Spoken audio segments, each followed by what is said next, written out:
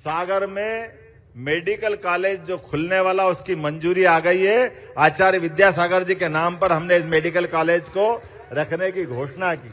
एक चीज की जरूर घोषणा करना चाहूंगा, भारतीय जनता पार्टी के हमारे प्रदेश अध्यक्ष बैठे हैं और विधानसभा चुनाव के पहले हमने एक संकल्प लिया था कि जब हमारी सरकार बनेगी तो हम जैन कल्याण बोर्ड का गठन करेंगे।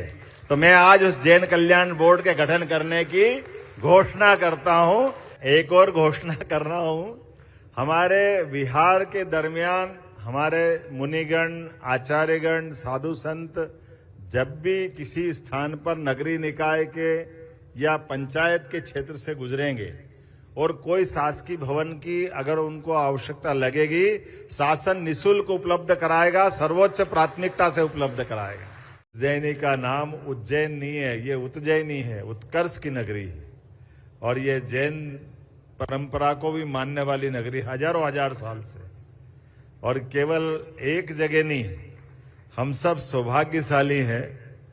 हमारे अपने पूरे दर्शन को, भारतवर्ष के दर्शन को कोई समझेगा तो वो हमारे इस जैन धर्म की, भगवान महावीर स्वामी की, सभी तीर्थंकरों की हमारी वो उज्जवल परंपरा को पालन करने वाला हमारा भारतवर्ष है, जिनके कारण से कभी कोई ये समझेगा तो उसको कठिन जाएगा। कोई भी देश अपने अस्तित्व को लेके जब आगे बढ़ता है तो वो हमेशा मार्ग से भटकने के उसके एहसास होते हैं। और मार्ग से भटकने के कारण क्या होते हैं?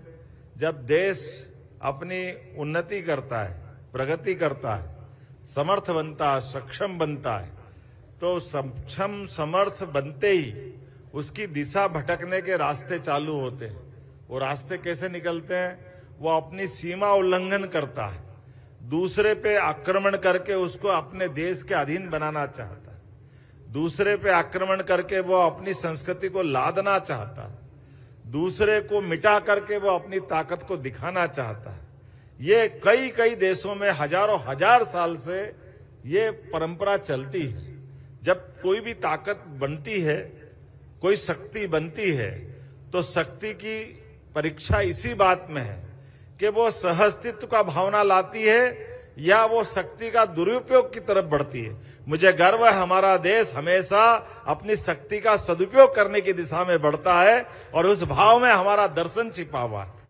जोरदार अभिनंदन करो। ये भारतीय जनता पार्टी का संकल्प होता है।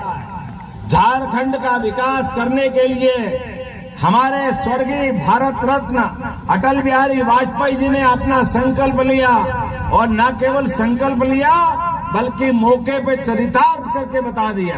और उनने तो सपना देखा था कि ये झारखंड राज्य जितनी अच्छी इसकी आबो हवा है, जो इसके नीचे खदानों के अंदर विभिन्न प्रकार की मृदा संपदा है, इसके भरोसे से ये भारत का सबसे अच्छा राज्य बनेगा, ये कामना करके राज्य बनाया था।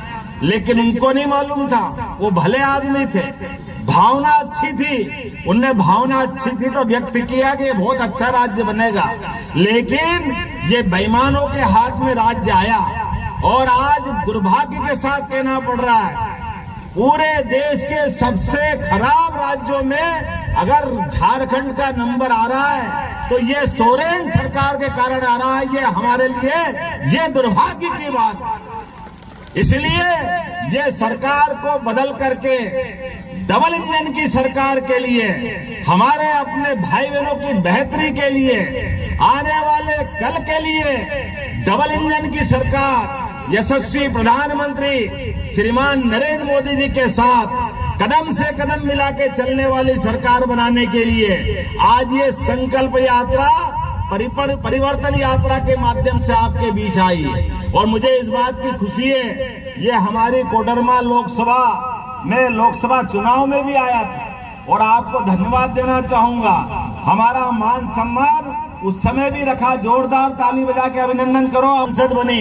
जोरदार अभिनंदन करो हमारा अपने संकल्प का। ये बहन अकेली नहीं है, ये हमारी गांडेय विधानसभा के सारे एक एक व्यक्ति का चित्र है, ये आपका विश्वास है। ये है भाजपा सरकार जो कहती है वो करके दिखाती है कि हाँ हाँ आपने वोट दिया, हाँ इस क्षेत्र में विकास करना है, हाँ इस क्षेत्र में माता बहनों का भला करना है। बड़ी संख्या में माता बहनें यहाँ बैठी हुई है, ये हमारी सरकार है। भारतीय जनता पार्टी की सदस्यता अभियान के इस पखवाड़े में इसकी रचना भी बहुत सुंदर बनाई। सदस्यता करना, सदस्यता होना, और वो भी वर्चुअल एक तरह से इलेक्ट्रॉनिक युग में सदस्यता होना, लेकिन सदस्यता के इस अभियान को भी सार्थकता के साथ चलाते चलाते यशस्वी प्रधानमंत्री के जन्म दिवस से लगा करके 2 अक्टूबर पूज्य बापू की जयंती तक विविध प्रकार के आयोजन करते हुए हमारे कार्यकर्ता बहुउद्देशीय प्रकार से आगे बढ़ रहे हैं।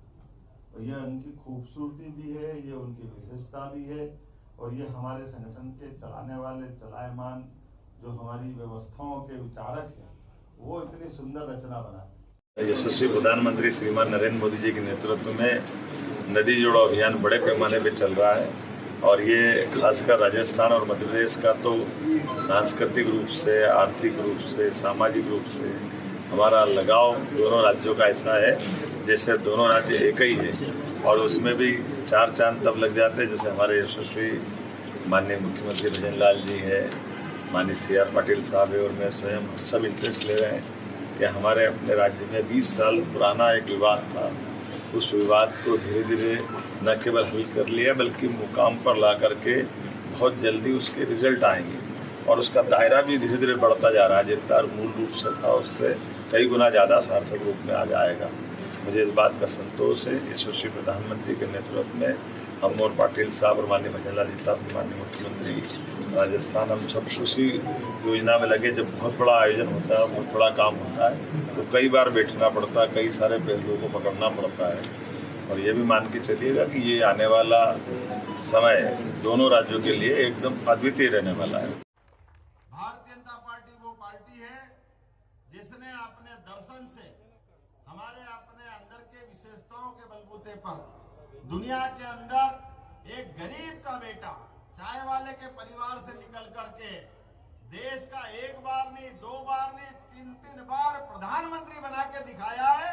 ये हमारी पार्टी जो कहती नहीं है, करके दिखाती है कि हाँ, लोकतंत्र में गरीब से गरीब आदमी भी सबसे बड़े पद पे पहुंचता है। किसान का बेटा हमारे अपने देश के अंदर, हमारे प्रदेश के अंदर मुख्यमंत्री बनके शिवराज सिंह चौहान बनकर के निकले। जोरदार अभिनंदन करो शिवराज सिंह जी चौहान के लिए। मेरे अपने परिवार में मेरे पिताजी ने भी मिल में नौकरी की है, लेकिन मिल में नौकरी करते करते अपने बच्चों को पढ़ाना और अपने परिवार को आगे बढ़ाना हर गरीब आदमी का सपना होता है। और मुझे इस बात की प्रसन्नता है, ये केवल पंडित दीनदयाल उपाध्याय जी का ही दर्शन है, और एकमात्र पार्टी केवल भारतीय जनता पार्टी है जो इतने बड़े राज्य का मुख्यमंत्री बना करके मुझे भी मौका देती है। ये हम सबका सौभाग्य भी, और देश का और प्रदेश का ये हमारा गणतंत्र का उच्चतम उदाहरण है।